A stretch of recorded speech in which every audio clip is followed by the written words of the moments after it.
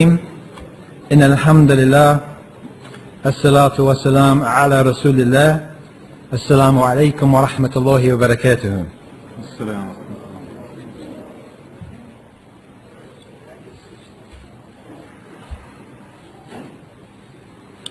The next session, inshallah, is entitled Moral Problems of Society, Islam's Guidance for the Welfare of All. And we have Sheikh Rafil Ghafir to give this talk. And as usual, there's 1.5 hours, inshallah, assigned for this session. And if the Sheikh likes, he can spend the whole 1.5 hours, or you can write your questions. Inshallah, they'll be answered either in a separate session, or if we have time, we'll take some questions during this session, inshallah. So I now hand over, inshallah, to the Sheikh. Jazakallah khairan. أعوذ بالله من الشيطان الرجيم. بسم الله الرحمن الرحيم. إن الحمد لله نحمده ونستعينه ونستغفره ونستهديه ونعوذ بالله من شرور أنفسنا ومن سيئات أعمالنا. من يهده الله فلا مضل له ومن يضلل فلا هادي له. وأشهد أن لا إله إلا الله وحده لا شريك له وأشهد أن محمدا عبده ورسوله. أما بعد، فإن أصدق الحديث كتاب الله عز وجل، وخير الهدي هدي محمد صلى الله عليه وعلى آله وسلم، وشر الأمور محدثاتها، وكل محدثة بدعة، وكل بدعة ضلالة، وكل ضلالة في النار. السلام عليكم ورحمة الله وبركاته.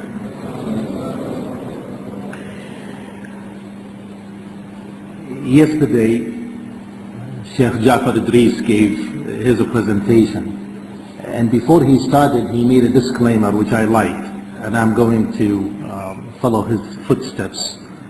If you all remember, he said that he was not infallible, and that he might make mistakes. So if it is true, take it. If it isn't, throw it away. And I like that, and I'm going to do the same thing with slight modification. And that is, indeed, I am infallible. And what I'm about to say, inshallah, might be right and might be wrong. If it is right, it is definitely from Allah Azza wa Jal, to whom we say thank you and to whom we praise. And if it isn't right, then it is indeed from the shaitan and myself, where I would seek refuge in Allah Azza wa Jal from the shaitan and ask Allah Azza wa Jal for forgiveness even before I start. The topic obviously is something that touches our life on a daily basis. These issues that are mentioned in your booklet, just to read them as labels take a while. We're asked to discuss unwanted pregnancies, adultery, fornication, breakdown of the institution of marriage and family unit, disrespect of the elders and teachers, drugs, alcoholism, smoking, extravagance and wastage, child abuse, pedophile, homosexuality, wife battering. There is no illness that's not mentioned in this. And naturally, if you're going to take it one by one and try to tackle it, not only the whole GMS conference will not be enough, but probably will take a long time to deal with each one of them separately.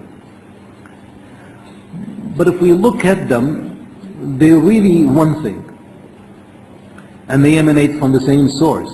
It's just a manifestation of the same illness, except that it shows itself in a variety of ways.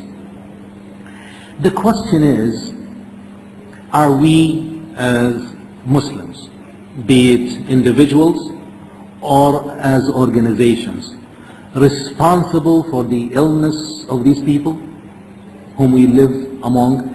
Naturally, some of these illnesses affect our societies. I mean, we cannot escape the fact or hide from the fact that some of us smoke, which is haram. We cannot hide the fact that some of us are extravagant in our lifestyle when we should not be. And we cannot get away from the fact that some of us are wasteful Just look around you and we see how wasteful we are. And for those of you who went to Hajj, for instance, you see how much food is wasted, especially at the day of Arafah, where people are supposedly worshipping Allah subhanahu wa ta'ala in the best time, in the best place, in the best time of the year. And yet we waste without even thinking. Piles and piles of rice and meat just got thrown away. That's wastage. So the illnesses that we try to solve, actually, in some of them we ourselves partake in it. How many of our men actually beat their wives? And how many abuse their children? And how many are disrespectful to themselves? Because if you don't respect yourself, you're not going to respect the others. And there's a lot of us who don't respect themselves. Disrespectful to the others, being very inconsiderate, and of course disrespectful to the elders, to the teachers, the scholars, and so on. So these illnesses are not unique to the non-Muslim society. Some of their illnesses had rubbed on us because we have lived here long enough. Unfortunately, to a certain degree or not, our values have not rubbed very well on them as much as their poor values have rubbed on us. So the question then comes, are we responsible for their ills? Are we responsible for their social problems if we consider ourselves as du'at, as da'iyah, as caller to the oneness of Allah subhanahu wa ta'ala? The answer is not that easy. The answer can be yes, yes we are responsible, and the answer can be no, we're not responsible, that's their problem. Which is probably the better answer of the two, to our surprise. Why do I say that? I try not to inject my opinions here because my opinion has no place. But if we look at the Quran, which is our guide, in dealing with the social problems of communities and societies who were non-Muslims, and how do you know that these societies were non-Muslims? Because they had a prophet who was sent to them. And you can judge from what these prophets and these messengers have said as to what was the social ailment and the social illnesses and diseases in those communities, and how did these prophets approach them? Because remember that it's not only Rasulullah alayhi salatu wasalam is a guide to us, he is the guide, but also all the other prophets and messengers are also examples and guidance for us, because if they were not, why would Allah Azza wa Jalla mention them in the Quran? وإلى عاد أخاهم هودا قال يا قوم اعبدوا الله ما لكم من إله غيره وإلى مدين وإلى ثمود أخاهم صالحا قال يا قوم اعبدوا الله ما لكم من إله غيره وإلى مدين أخاهم شعيبا قال يا قوم اعبدوا الله ما لكم من إله غيره ولقد أرسلنا نوحا إلى قومه فقال يا قوم اعبدوا الله ما لكم من إله غيره. They all say the same statement. It's just repeated time and again. Different people, different prophets, different time, but the message is always one and the same, even though these communities and these societies had a variety of illness and a variety of diseases, social diseases. They didn't all have the same social disease, yet the prescription was one and the same. The prescription, the remedy, the cure was one and the same.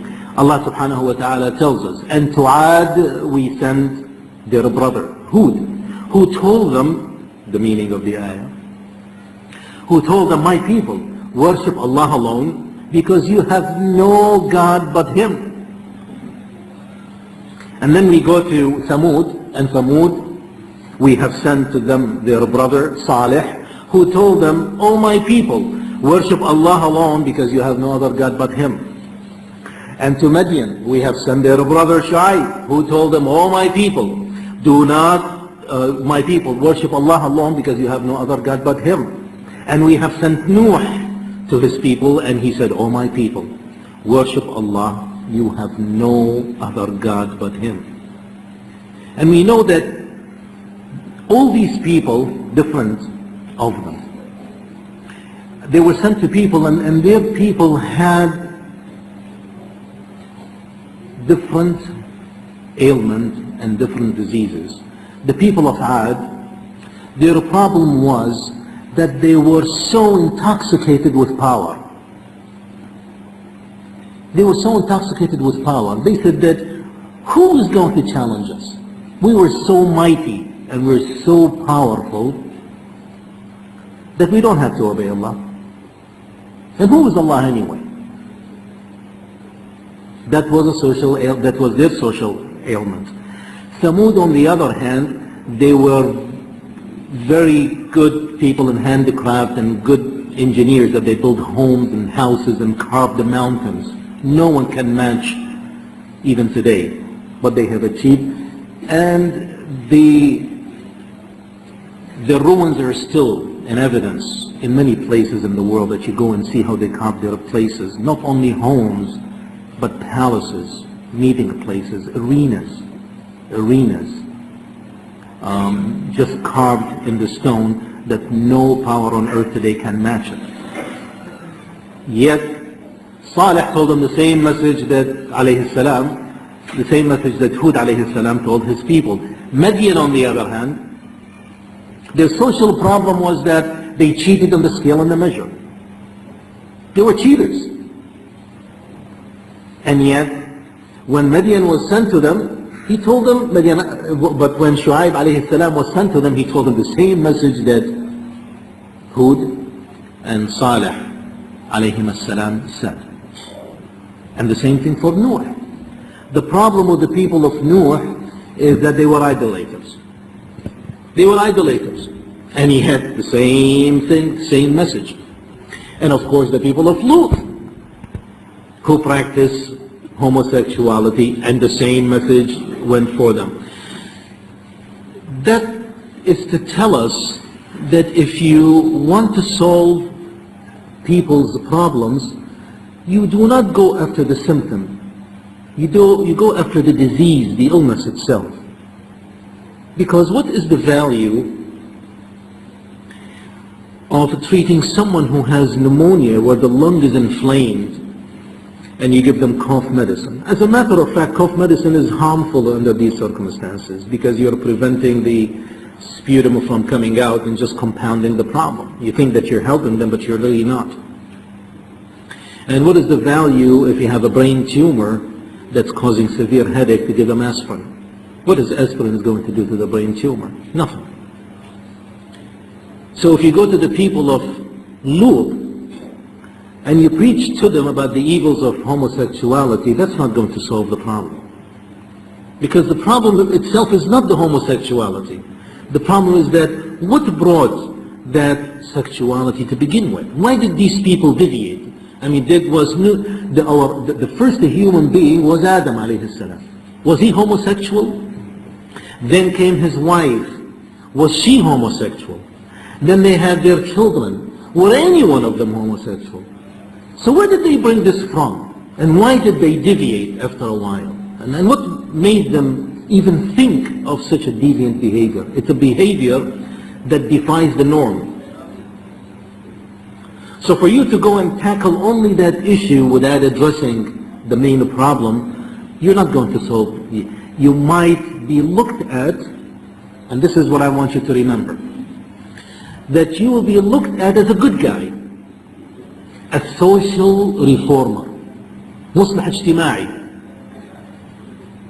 You go to the people of Madian and say, people, don't cheat on the scale, this is no good. And your statement is correct. But what is its value is that you are a social reformer. And a social reformer at any given time might be accepted, but maybe a generation or two will be rejected because the norm of people will change. So what have you accomplished? You have not accomplished much. You might have put a small dent in the problem itself, tried to fix it, but you're not able to fix it as a whole. And that's why you never see in the Quran that the prophets actually went to their people only to solve their social problems or the illnesses that they have without addressing the real main problem. And all these prophets, alayhim salam ajma'in, understood that the main problem here that we're dealing with is that in the beginning, these people deviated because they did not follow the path of Allah subhanahu wa ta'ala, which is the theme of this meeting, and it should be the theme of the previous meeting and the theme of the coming meetings and all the time until we die. And that is, you want to solve problems? Solve the issue of Tawheed.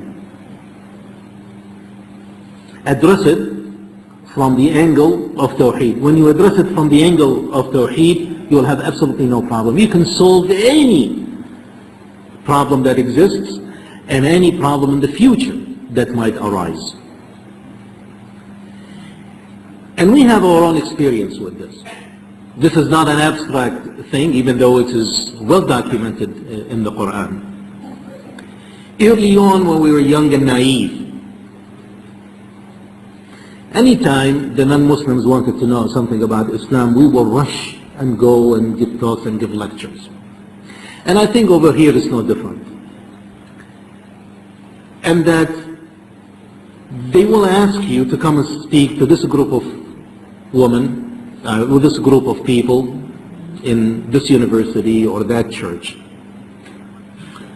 And they will choose a topic for you that's bothersome to them. And they want you to explain it so that they will decide whether Islam is really the appropriate or the proper thing or not. And we go as naive, and we go and rush. And the favorite topic that always these people would like to hear is that, I'm sure you have the same thing here, status of women in Islam. And you will see that there are books and tapes about this topic. To me, this means nothing. And it should mean nothing. Because what difference does it make if you say the status of woman is this or the status of woman is that in this religion or that religion? What are you going to say anyway? What are you going to say? Are you going to say that in Islam the typical presentation will be, oh, you see, Muslims women were oppressed before Rasulullah ﷺ, and Islam came and gave them their rights without even asking, look how great it is, and he protected them. Look, there is a whole surah in the book of Allah called the Surah of Women, and we keep on, and we think that really did a good job. And at the end, you know what happens? The question comes up. And it should come up. That, I don't really understand what you're saying. You're saying that you treat the woman very well. How come that you, the men, are allowed to marry 4 women while the woman is not allowed to marry 4 men? Answer this. Answer this if you think you did a good job. How are you going to answer them? You can go hide and give around and give all sorts of... You will not be able to convince them. And they should not be convinced, because you have no convincing answer if you go from this angle. Why? Because you're a social reformer. You're not a da'iyah. You came as a social reformer. And a social reformer is that, only a social reformer. You might be able to convince the people, you might not be able to convince others, but you will not solve the problem. And alhamdulillah, it didn't take us long to realize the fault that we were doing. We will never ever talk about these issues anymore. If someone asks to come and talk about the beauty of the judicial system in Islam, as beautiful as it is, I refuse to talk about it. You come and talk to us about the family structure of Islam, perfect. I will never talk about it. It defeats the purpose. It means nothing. But what we did instead, and we still do, is that the first thing you start with is the Tawheed. You start telling these people, what does it mean, La ilaha illallah? And how does it impact afterwards? You see, La ilaha illallah is not words. Unfortunately, some of us have been raised and coached and taught, and we still are. La ilaha illallah is just words. Actually, La ilaha illallah is not words, it's action. And I don't know how many of us actually understand that, and I don't know how many of us actually teach Tawheed in a practical sense. It's not enough to say La ilaha illallah. Oh yes, I believe there is only one God. Well, so do the Jews, so do the Christians, and so many other religions. We believe in one God. Name it whatever you name it, but it's one God. But when it comes to practicality, it isn't. I understand Tawheed differently. I understand Tawheed that if Allah Azza wa Jal tells me that He is Ar-Raziq, that He is the one who provides for me. Because part of Tawheed is that we know that there are attributes that belongs to Allah Azza wa Jal to describe Him. And one of these attributes is that He is Ar-Raziq, that He is the one who provides. One will say, well, so what? Okay, I agree that He provides. But how does it impact on my life? If it doesn't impact on your life, then you really have not understood what Tawheed is all about. The way I would understand it, that impact on my life, is that since He is the one who provides for me, then it will not make any sense for me to, number one, be ungrateful to Him.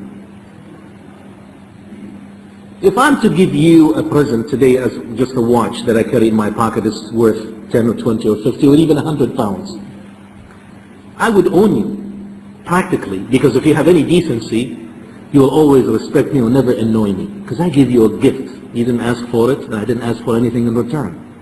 A watch, what's the value of the watch? And yet when Allah subhanahu wa ta'ala gives us everything, we don't show the same respect and the same gratitude. Then there's a problem with our Tawheed. But what is more important is that since He is the one who provides for me, I don't have to worry about that if I close my shop and left my job to go and devote the 10-15 minutes for Salat al-Dhuhr or Asr in the masjid, my provision, my sustenance is not going to decrease. How should it? Because I am worshipping Him and showing Him my gratitude. Do you think He will decrease my income? No way. But when we don't practice the Tawheed, we will say, well, if I earn $100, 100 pounds a day over a span of 10 hours, that's 10 pounds an hour. And if I go to the masjid for 15 minutes, that's 2 pounds and 50 pennies that I will lose. Right? Right? Well, it is wrong. I mean, right by our standard, but it is wrong by the standard of Allah Azza wa Jal, because we did not understand Tawheed. Had we understood it, say the provision comes from Allah, and He had guaranteed, وَفِي السَّمَاءِ رِزْقُكُمْ وَمَا تُوعَدُونَ. He had guaranteed that in heavens is your provisions, and whatever you were promised. Our provisions had been laid down for us even before we were born. Did you all know this or not? Does anybody have any doubt that our provisions are already set? It's not going to be less, not going to be more, even before we were born, while we are in our mother's wombs. So then, if I want to practice Tawheed, I know my provision will come. It's not going to decrease. But I have to earn it. And I have to work for it to be earned. Then I have a choice. I have a choice of going out there and earning my livelihood in a halal way or a haram way. See, if you go and rob a bank, that's a way of getting a provision, isn't it? It's an income. And it is part of your risk. It will be part of the risk that Allah Azza wa Jal had designated for you. Or you can go and sell and buy or be employed or have a halal job. You will have the same provision. It's up to you how you get your provision, but it will be the same. It will not be more, it will not be less. This is the Tawheed we're talking about. So the Tawheed is the one that changes people's lives. And that's why you see a very strange statement. It's not strange for the one who understands the Tawheed. When Shu'aib alayhi salam ordered his people to La ilaha illallah and making the salat, his people were amazed and said, قالوا يا شعيب أصلاتك تأمرنا أن نترك ما يعبد آباؤنا أو أن نفعل في أموالنا ما نشاء. He said, wait a minute, Shu'aib, are you telling us that the salah, and here salah is in reference to ibadah as a whole, the worship of Allah Azza wa Jal, and you're not going to make salat if you don't have Tawheed. They told him that your salah, which is the metaphor for Tawheed, is going to make us change our lifestyle so that we will leave what our fathers used to worship and will stop us from doing with our wealth as we please? They understood what's the ramification of Tawheed. And this is why we say that if you want to solve people's problems, you have to go to the source and you have to go to the Tawheed. Never ever will I ever talk about, I will not advise you to talk about these issues as women in Islam without addressing it from the concept of Tawheed. When we started doing this, we never ever heard anyone ask the question, how come the women don't get married to 4 men? Why didn't they ask the question? Why? Because now they look at you not as a social reformer. You're not speaking on your own. You're speaking on behalf of the creator of the universe. So they have a problem, that they have a problem with the creator of the universe. So they will not dare ask that question. Now they understood where you're coming from. Before that, you are to be challenged. Once you came from the point of Tawheed and said, you know, the woman in Islam is because Allah Azza wa Jalla who created everything. He is who is this and that. And we are obligation to him, this and that, have said pertaining to this issue, this and that. You referred it to Allah Azza wa Jal. Now it is unchallengeable anymore. You cannot challenge it because it's coming from a supreme being who is way above and way beyond even our comprehension and our capabilities. So whatever you say then will be taken as its real value and will not be challenged. And the same thing about the judicial system in Islam, the same thing about the family values in Islam, and so on. Last month, I was invited by a group of women who are so-called the pro-choice. Pro-choice being these women who advocate that the women who get pregnant have a choice of having abortion. In other words, there's nothing wrong with abortion. If they feel that they want to have abortion, they can abort at any time without any legal or spiritual or moral ramification. And I was to talk about what Islam thought about this.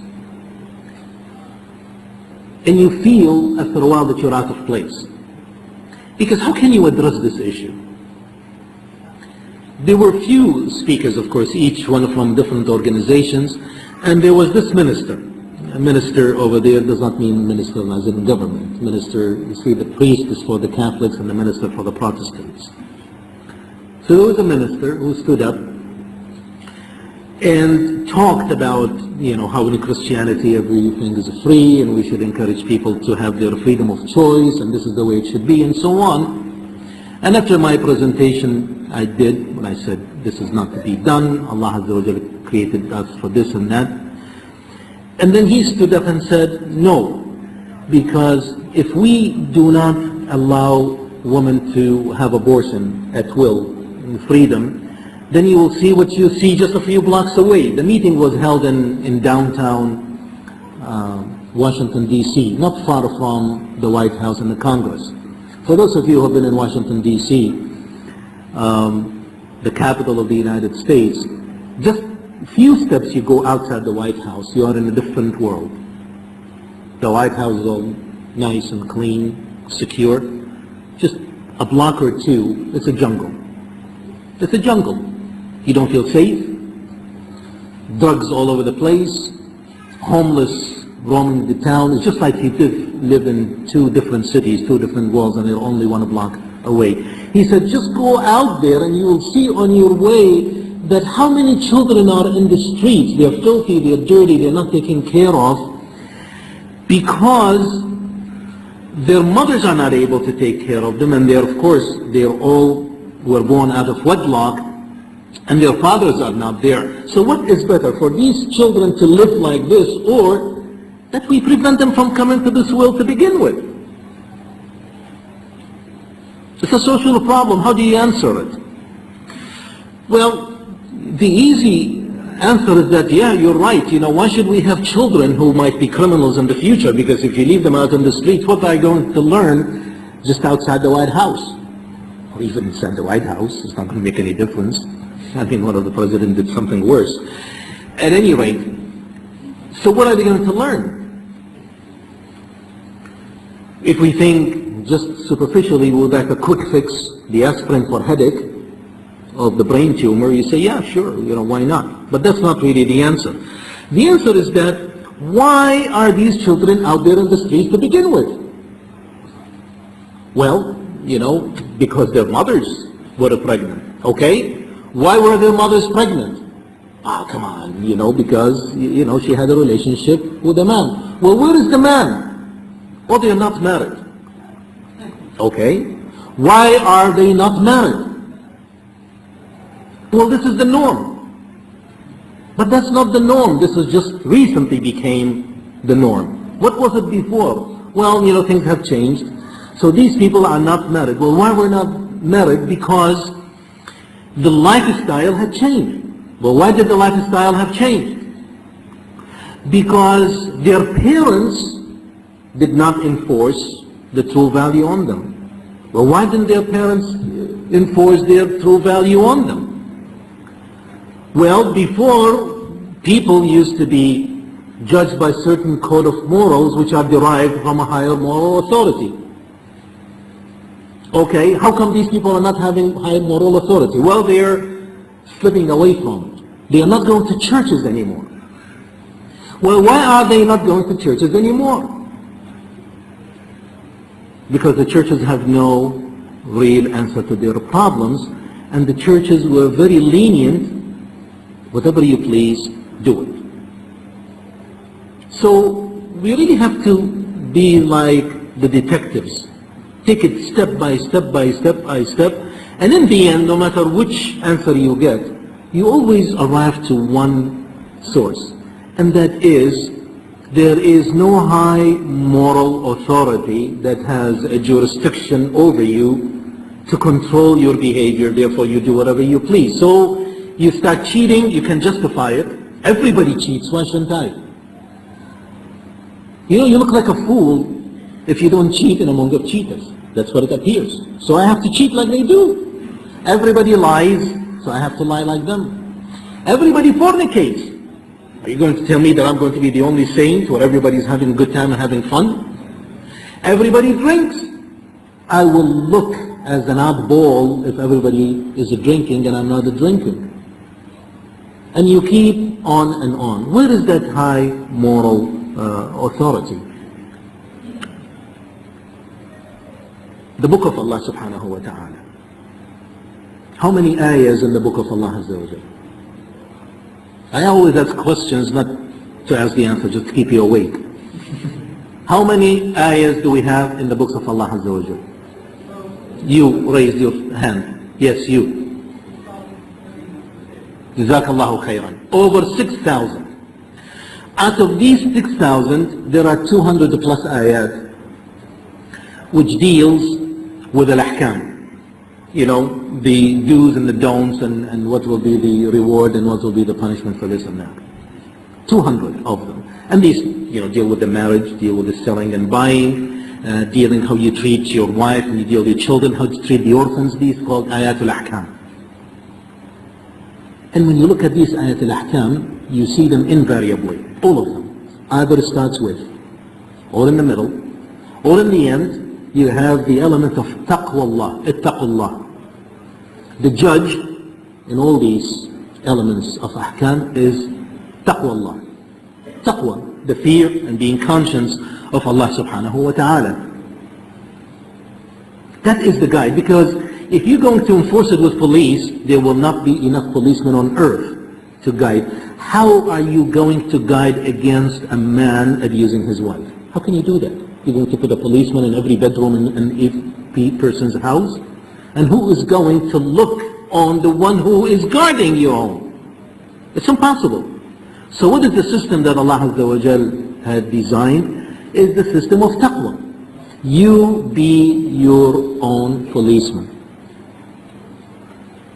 What is the punishment for the one who abuses his wife? If someone is caught abusing his wife, what is the punishment in Islam? Tell me. Those of you who memorize the Quran. What is it? None. There is none in the Quran. It doesn't tell us what to do. What is the punishment for the one who abuses and misappropriates the fund of the orphan whom you are entrusted with? Nothing. Doesn't say. Doesn't tell that you have to be in jail, prison. It doesn't say that you have to be lashed. It doesn't say that you have to be beheaded. Nothing. None of that elements. But what there is taqwallah. Taqwallah, which means that Allah is watching you. You think you can get away with it? Try. You might get away with it on this earth. You might. Most of the time you don't. But if you do, there is the real judgment and the real day of reckoning in the hereafter. And this is what kept people in check. That high moral authority. If we want to remedy the social ills of a society that is non-Muslim, you have to go through the element of La ilaha illallah. Instill it in people, make them understand it. And once they accept it, then it's very easy for you to say, well, since you accepted it, then Allah says about this issue, this and that. And Rasulullah alayhi salatu wasalam, when he sent Muaz radiallahu anhu wa ardah to Yemen, what did he tell him? In sequence. He did not tell him, as soon as you go there, tell them, oh you men, you are allowed to marry 4 women. He didn't say that. He didn't even tell them that you have to pay zakat. He didn't tell him. But he said first, tell them that they have to worship only Allah Azza wa Jalla. And once they accept it, and they had no problem with it, then you tell them, you have to translate this into action. It's not enough to have it as words. It's not enough to have it imprinted in your heart. You have to show it. And how do you show it? The first thing, tell them that they have to perform 5 salats a day. Did I make this up? It's hadith. And once they perfect the salat, then you tell them that they have to pay the zakat, and then the rest of the laws. We don't start right away with telling the people how we treat our women in Islam, and they don't even know what Islam is all about. So we don't need to tackle every single social ill that we have, whether in this society or any society, by tackling it directly. You have to go not really around it, at it, face to face, but addressing the real issue. Why did it end up like this? Why would a father sexually abuse his children? It's sick. It is sick. But why did it happen? You know, you don't see a normal person doing everything right by the book one day, and the next day changes, becomes someone who abuses children. It just does not happen. It's impossible. Have you seen, is it possible that this beautiful group here, today they are here, that tomorrow you see one of them in a bar drinking? Can you imagine? I venture to say it's impossible. It will never happen. Maybe a year from now, maybe, but not overnight. So what will happen then over a span of a year or a month or 2 years that will make this beautiful person here listening to the words of Allah Azza wa Jal, devout, leaving all the pleasure of the world, listening to me, that a year from now he goes to drink because some influences, some weakness in the faith. How do you bring them back? You close the bars? You blow up the bars? That's not the solution.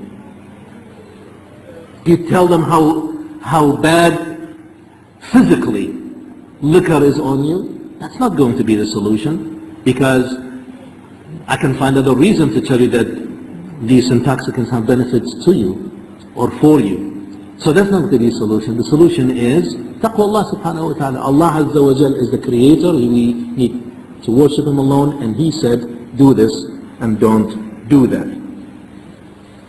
In other words, we really have to tackle the illness, not the symptom. And the illness of the ills of the society, the origin illness, is the lack of tawheed, lack of acceptance of a higher moral authority, that is Allah subhanahu wa ta'ala.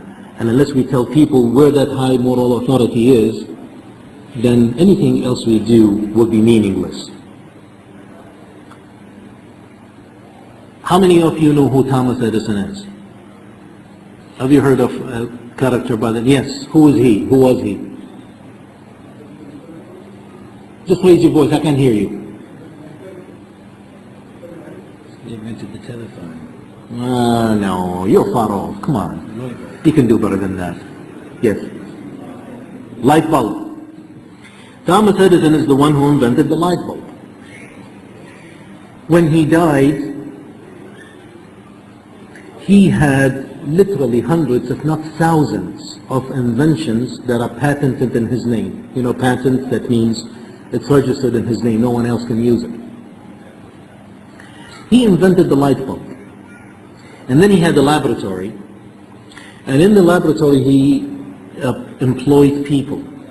And the condition was that every employee will have to invent X number of new inventions a week.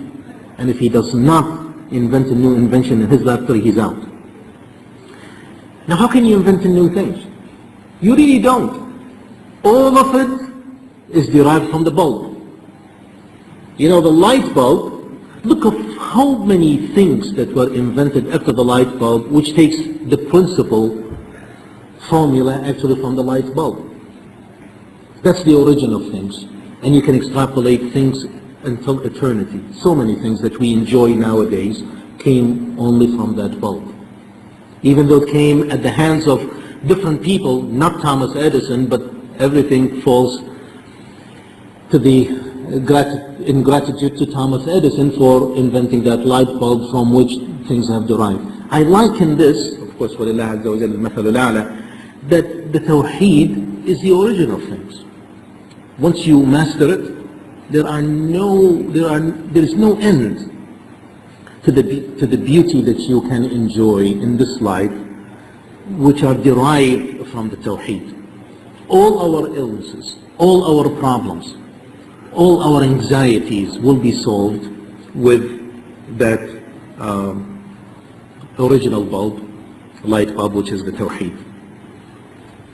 However, when we look in the seerah, in the hadith of Rasulullah alayhi salatu wasalam, we see something like this.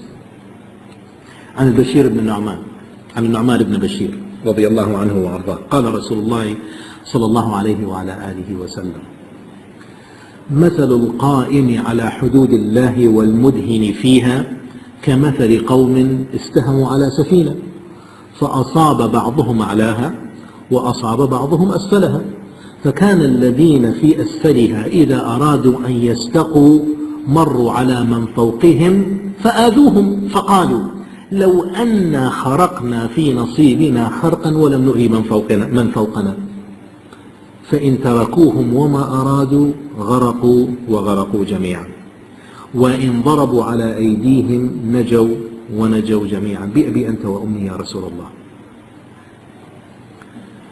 Rasulullah alayhi salatu wasalam said in a hadith, which means the example of those who guard the boundaries of Allah and those who violate it is the example of a group of people who wanted to cross a river. So they boarded a ship. And the ship, as you know, usually has two decks, upper deck and lower deck. And they casted lots. So some of them, their lot was to stay in the upper deck, and some of them, their lot was to stay in the lower deck. And the ship sailed. The people in the lower deck, as they wanted to drink water, they will go up, lower their buckets into the river, and drink the water. And every time they go up, they will disturb the people upstairs. You know, the noise, splashing of water. And out of their concern, the people on the lower deck said, well, you know, we're really bothering the people on the upper deck. And we don't want to bother them. What if we dig a hole in our ship? Dig a hole in the bottom of the ship, and we take the water so that we will not bother the people on the upper deck. Make sense? Make sense? Yes, it does. You don't want to disturb the others. Rasulullah ﷺ says, what means? if they left them, if the people in the upper deck left the people in lower deck to do what they plan to do, they will drown and everyone will drown. But if they stop them, they will save themselves and everybody will be saved. This hadith usually is given in the subject of al-amr bil-ma'ruf and nahi al-munkar, which is to enjoin that which is good and forbid that which is evil. A Muslim is to enjoin everything that's good. We support it. We are part of it. If it's not there, we will initiate it.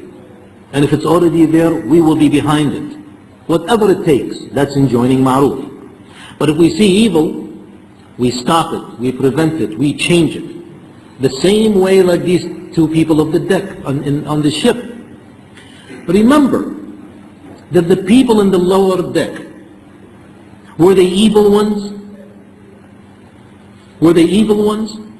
Were they wrongdoers? They were good people. They had good intention. They did not want to disturb the people in the upper deck. However, good intention will not justify their action. Good intention is one thing. I have to deal with the results. Good intention is for you, between you and your maker. I have to deal with the result of your work. The result of your work is you're going to make me drown. And I have to stop you. I don't care what your intention was. And I don't care what justification you give. If you intend to do something that will harm me as an individual, harm the whole community, I have to stop you. Where do you tie this with what we said as a da'iyah? You do not solve people's problems initially. You actually refer them to tawheed. You solve it or reconcile it this way. If you are going as a da'iyah, usually as a group like GMAS is an organization that is an organization of da'wah. GMAS cannot go and say to the homosexuals, stop homosexualities and march onto the streets. That will not be their proper place. But GMA's responsibility is go and tell people, La ilaha illallah, tawheed. Go to the core of the problem. At the lower level, which is you and I as individuals, we have to tackle these daily issues, which are the ills of the society. Yes, still through the process of tawheed, but actually also tackling the issue itself. Sometimes even without tawheed, sometimes. But in general, the bigger umbrella, the bigger da'wah has to be from La ilaha illallah. The smaller level, our day-to-day basis, we have to deal with these issues. If I see my neighbor cheating in any form or shape, I have to say, shame on you. Shame on you. You cheat? How would you like somebody cheats you? You tackle the issue. But this was on an individual level.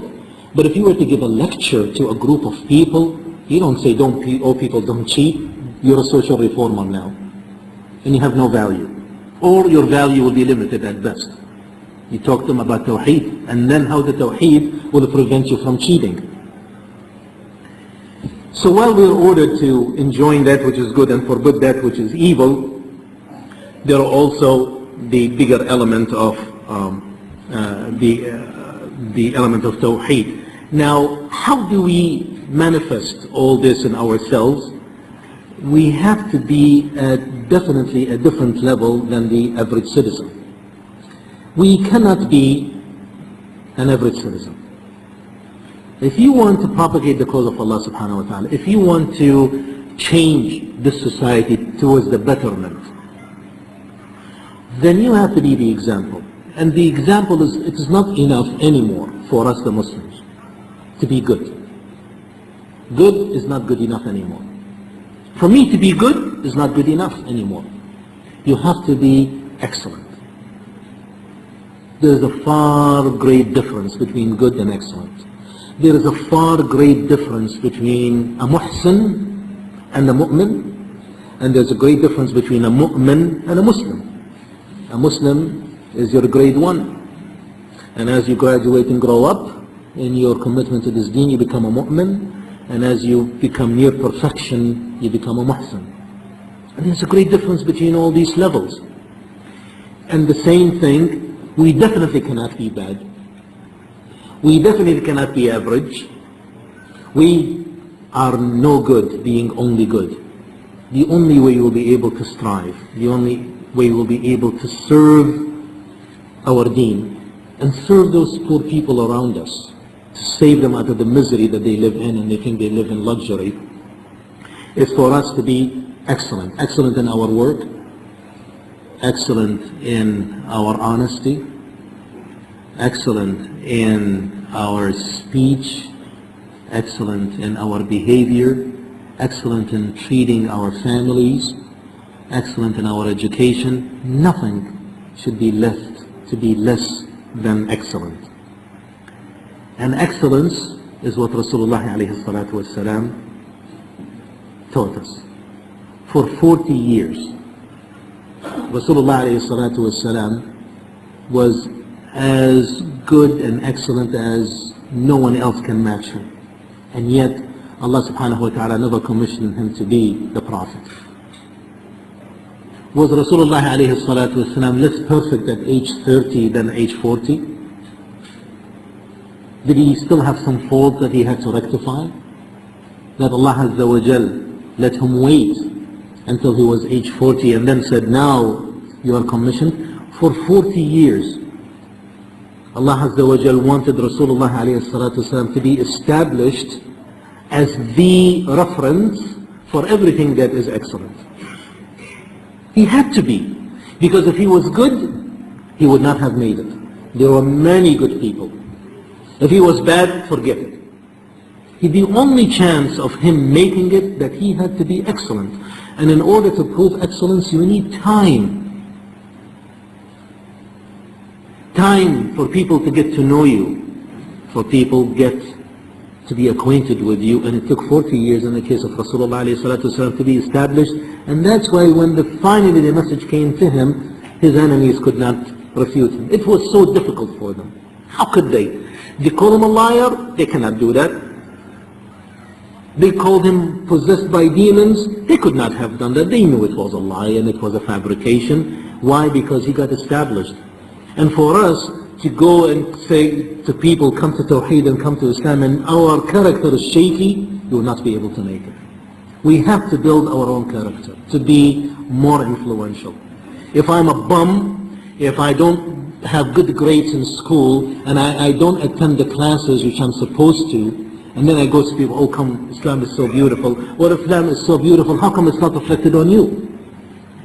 How come it's not reflected on you to make you look beautiful? You look ugly when you do not do your job properly. Or when you are an employee, you come 5 or 10 minutes late and leave half an hour early, and half the time you spend it drinking coffee and on the phone or reading a newspaper. You have no position, you are in no position to call people to Islam and tell them that Islam is beautiful, because if it is really beautiful, it should have rubbed on you and make you look good and not a cheater. We have a big responsibility to solve these people's ills. And these people's ills are not only their own, it is mine too.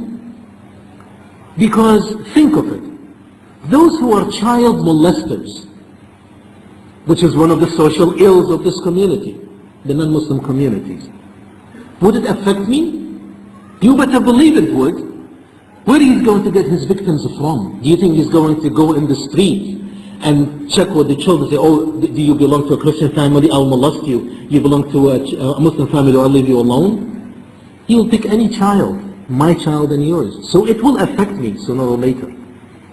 Those who have AIDS because of their homosexuality and drug use and whatnot will affect me if it had not already did not.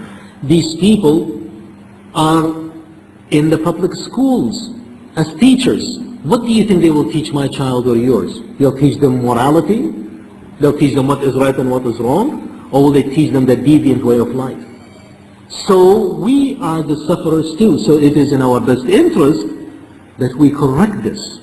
But we have to correct it in the proper way.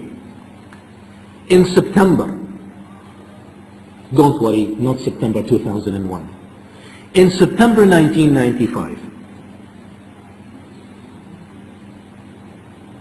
a big event took place, and many Muslims to this date, are not aware of it. A conference was held in Beijing, China, under the auspices of the United Nations. And the title of it was Women. It was an international women conference which is held every 10 years in different continents. And that conference title was Women Empowerment and Development. And of course, the title does not reflect of anything that's dangerous, but when you go there, and we did go, you saw the attack on Islam, that it was targeted to be destroyed because it stood in the way for those who wanted to control the world through the process of immorality, which takes many forms. And we tried our best to refute and present Islam in the best way. I'm telling you all this to tell you what I want to pass on to you. In two separate occasions, two separate sisters stood up and gave lectures about what Islam really is. Did a wonderful, magnificent job. And in both places, 2 different days, 2 different places, 2 different audiences, I heard the same event took place after the lecture, word for word, which was mind-boggling for me, but it was an eye-opener too. In both places, in the first one, a woman from Belgium stood up, and in the second one, a woman from Britain stood up. And they both said exactly the same word. They said, you know, we hear you. They were addressing the lecturer. We hear you talk about Islam and how beautiful it is. How beautiful it is. But when I look at you Muslims, I'm horrified. When I look at you Muslims, I am horrified. I think the message is very clear. I think the message is very clear. Islam is beautiful. It's not ugly. It is we who are ugly, and we rub it on our deen. Unless we beautify ourselves in the process of our deen, we will not be able to convince people. Haven't you heard about the story of a man, true, who was holding a glass of wine in a pub, and he was ridiculing a Christian, telling him how ridiculous his religion is and how Islam is beautiful, with a glass of wine in his hand. Tell me, who would believe this man? We have to show ourselves in the best way we should, not as a show, but in reality. In other words, we have to have misdaqiyya, we have to have truthfulness in us. The same way as Shu'aib said to his people, وَمَا أُرِيدُ أَنْ أُخَالِفَكُمْ لِمَا أَنْهَاكُمْ عَنْهُ. I do not want to preach to you something, but I do the opposite. I tell you, be good to your wives, and I beat up on my wife. I tell you, don't cheat on the scale and the measure, and I'm the first one who cheats. And I tell you, be hard workers, and I'm the first one who's lazy and live on welfare. Cannot make it. There's no way. We have to have that in ourselves, and also we have to establish our product, because it's not enough that we show it in ourselves. Is the product of this. How do we translate this to a bigger form? It's through our institutions. Our institutions have to be reflective of us. We have to have our own schools which will graduate children.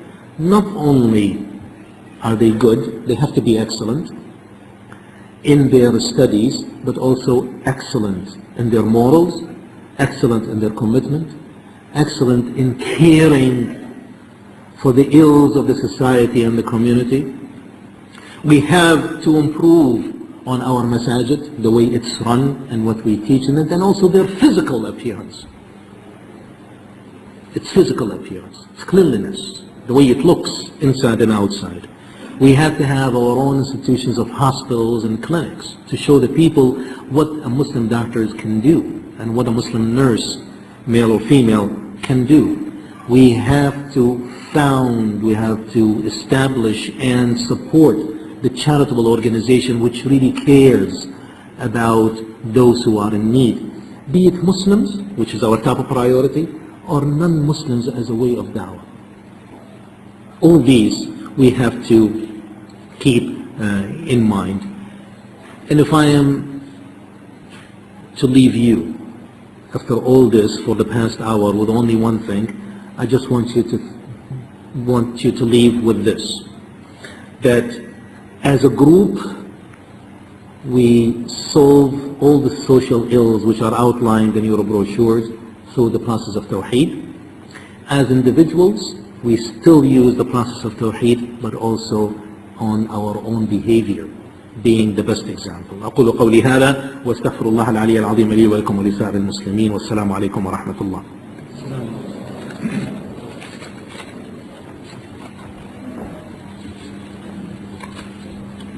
Okay, we have some time left, inshallah, for questions. Please write the questions down and submit them by paper, inshallah.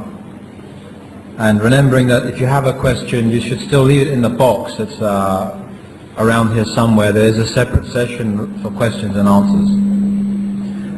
This question, first one, is if we are talking to a person who does not believe in God at all, then how can we say this? For example, women's rights is the commandment of Allah, and they use this argument that God is unfair to women, that's why we don't believe in God.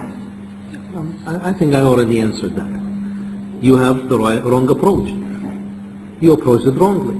You keep emphasizing on the one else. You don't even talk about women or men or children. I mean, this is all his immaterial. There's no values. This man has a bigger problem. This person has a bigger problem. You have to tackle his major problem. Yeah, he has to understand that there is only one deity worthy of worship. Once you succeed, then you can address these things. But if you have not succeeded, you never go to the next step. Never. It makes no difference. You'll be wasting your time and his too. Do we have to enjoin the good and forbid the evil in this society amongst the non-Muslims? Is it an obligation? Yes, absolutely, positively, no two way about it. We do not have double standard. We do not have double standard. If I'm to be truthful with you, I have to be truthful with the non-Muslims. Our deen tells us like this. Anyone who thinks otherwise, let him seek guidance from Allah Azza wa Jalla, because that's not our deen. We do not have double standard. There's a question clarifying about, you mentioned Adam alayhi salam. How did Adam's children propagate? If was this incest? Yes, this was done only one time. Allah subhanahu wa ta'ala had given permission that every time that Adam alayhi salam and his wife had children, they were twins. There'll be one boy and one girl. So the next time they have one boy and one girl, then the boy will marry the first girl and vice versa. But once that first generation got established, no more incest. With respect to abortion, if a woman has been raped, for example, some women in Bosnia, what is the situation with respect to that? That is left to the scholars, and in this particular case, the scholars have decreed that women are free. If they want to have abortion, then they are free to do so. If they want to keep their children, then they are free to do so, because this is a very unusual circumstance. In cases of rape, some of the scholars had given permission for abortion, but also some scholars will not agree to it. So it has to be weighed on a case-by-case basis. What are the circumstances? What are the ramifications? But there is plenty of room for discussion in this, and there is no one set decision about this. But it is sufficient to say that this might be one of the situations in which abortion is permitted.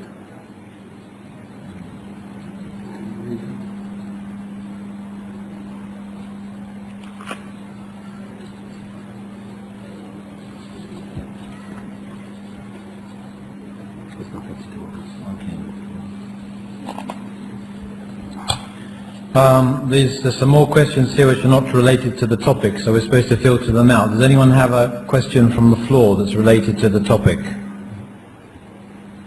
Otherwise, you can submit the questions on papers. The sisters should write their questions down, and there will be a separate session, inshallah, for questions and answers. This is one of these, so maybe we can give it to Lecutre.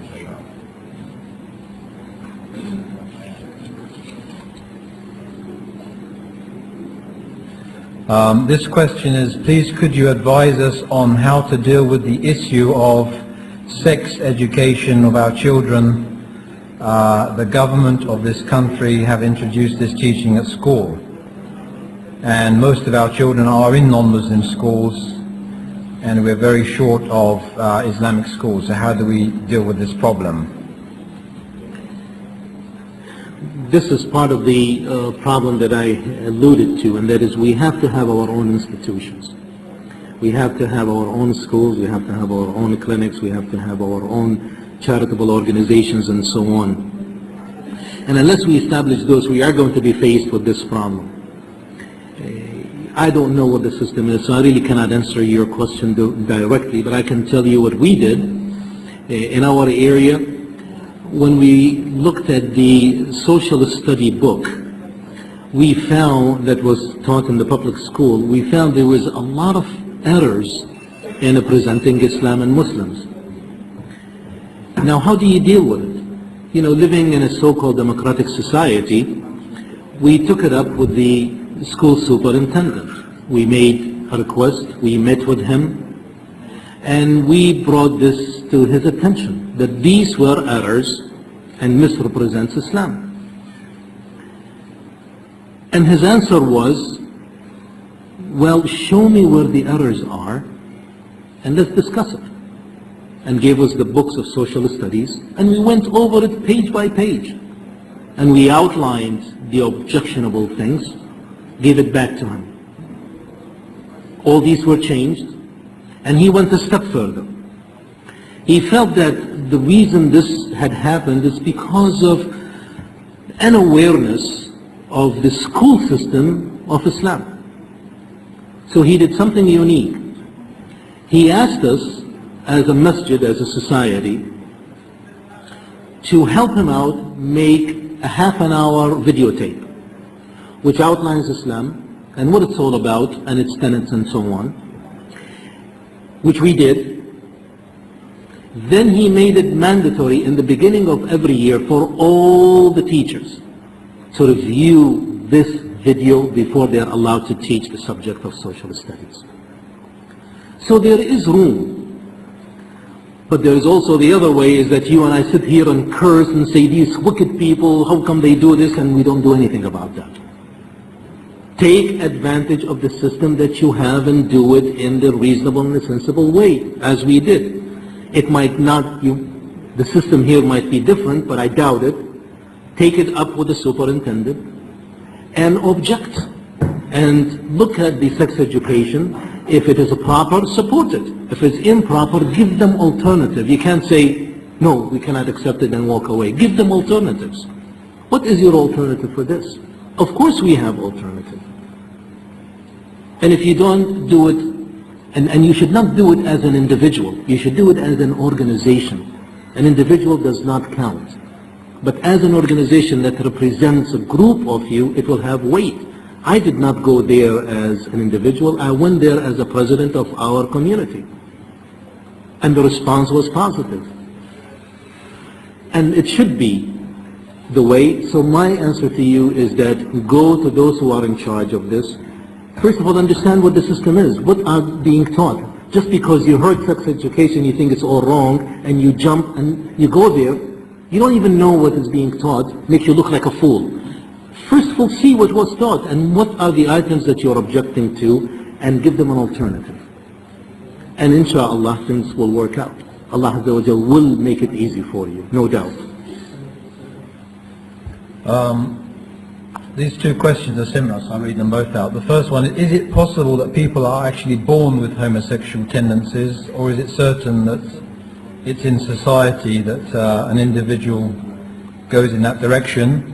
And the second related question is, what is the Islamic stance on people who say they are not catered for by any religion, such as hermaphrodites or transsexuals, or they say that they were born this way? The answer to the first question is no, there's no such thing. This is how the shaitan wants to propagate this evil among people, that you were born this way. Why were they born this way? What is different? They have different chromosomes or different genes? This has not been proven, and it will never be proven. It's a deviant way. It's a deviant way, and that is all there is to it. If you allow this to pass as it is, who is to say tomorrow the thief will say, listen, don't you dare put me in prison. I was born this way. You're going to chastise me because I was born this way? I was born as a thief. It's in my genes. The rapist, hey, don't put me in a prison. It's not my fault. I wanted to be decent, but my genes took over me, and it made me do it. There is no end to this. We're not going to buy this argument, find a better answer. The answer is no, no, no, and absolutely, positively no. And I don't care what they write in the medical, non-medical journals. It's all false. It's all fabricated. Read it. You will see the fabrication in it. And it's shameful that some of the journals will even print such a thing, which is all lies and fabrications. The second is that our religion answers and has ways of dealing with all the possibilities of the defects in births, including the hermaphrodites and so on. It is in the books of fiqh. So those people who say that where do they belong, you read in the books of fiqh and it tells you in detail how you deal with them. So that statement that there is no religion that caters to them is not true. Islam does. Some brothers will argue that you have to be an alim before you give the dawah, or to enjoin good or forbid bad. What is the level of knowledge required, or does knowledge of the subject being discussed in particular is significant? How much time do I have? 15 minutes. I have 15 minutes? Yeah. Okay, then I have enough time to address this. This is a good question, and it's important. The reason I ask, because either I do it totally or don't do it. قوله عز وجل يا أيها الذين آمنوا لما تقولون ما لا تفعلون أحكمت هذا؟ قال لا. قال فما الحرف الثالث؟ قال قول العبد الصالح وما أريد أن أخالفكم إلى ما أنهاكم عنه. أحكمت هذا؟ قال لا. قال فابدأ بنفسك إذن. هذه وردت في كتاب ابن كثير في تفسير سورة البقرة. A man came to Ibn Abbas رضي الله عنهما and said, Ibn Abbas, I want to go out and enjoin ma'roof and forbid munkar. Ibn Abbas is wise. He said, do you think you have reached this level? The man said, well, I hope. He said, well, if you feel secure from not being held to account by 3 ayat in the books of Allah, from the book of Allah Azza wa Jal, then go ahead and do it. He said, what are these 3 ayat? He said the first one is what Allah subhanahu wa ta'ala said in Surah Al-Baqarah, أَتَأْمُرَنَ النَّاسَ بِالْبِرِّ وَتَنْهَوْنَ أَنفُسَكُمْ. That do you order people to do that which is good and forget your own selves? Did you practice this? The man said no. He said, then what is the second one? He said, what Allah subhanahu wa ta'ala said in Surah Al-Saf, يَا أَيُّهَا الَّذِينَ آمَنُوا لِمَ تَقُولُونَ مَا لَا تَفْعَلُونَ. O you who believe, why do you say that which you do not practice? Do you practice this? The man said no. He said, what is the third one? He said, the statement of the righteous person. Of course he was referring to Shu'ayb alayhi salam, when he told his people, and I do not want to preach to you something and do something different or opposite. Have you practiced this? The man said no. Then Ibn Abbas said, then you know what? You better start with yourself. You better start with yourself before preaching to people. Now, if you look at this story, this was narrated by Ibn Kathir, alayhi rahmatullah, in his book of Tafsir, in Tafsir Surah Al-Baqarah. When you look at this story on the surface, it tells you that you really should not preach to people unless you have attained certain level, which is true. But what it is saying is that you are not going to be effective and influential until you have some basic elements, and one of them is that whatever you're going to preach to people, you have practiced it yourself. And you know, the best and the most influential preacher throughout history was Rasulullah ﷺ. He never preached anything without him practicing it first. He never forbade anything except that he was the first one to abstain from it. And that's why he was influential and effective in his da'wah. No one can challenge him.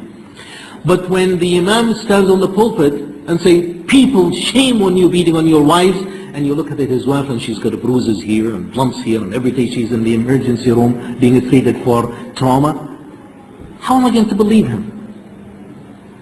But should he not say that? Here is the question. He should say it. He should say it, because that's the truth. He's not lying. He's telling the people, don't beat your wives. It's shameful to beat your wives. Rasulullah ﷺ never beat any woman, let alone his wives. It's shameful for a man to lay his hand on his wife. It's not manly. It is not honorable. He has to say this even though he violates it. But he's not going to be influential. So the answer to this question is that no, you don't have to be a scholar to go and preach to people. But you will be more influential if you had good knowledge and you practiced it. And Rasulullah ﷺ said, بَلِّغُوا عَنِّي وَلَوْ آيَةً, that tell on my behalf even one ayah. So the minimum you should know is at least one ayah, one hadith, one statement, one incident. That is sufficient. If that's what you know, that is what you know, and you are obliged to propagate it. Wallahu subhanahu wa ta'ala a'lam. Jazakumullah khairan, Sheikh. That's the end of this session, but please remain seated. There's some important announcements now, inshallah.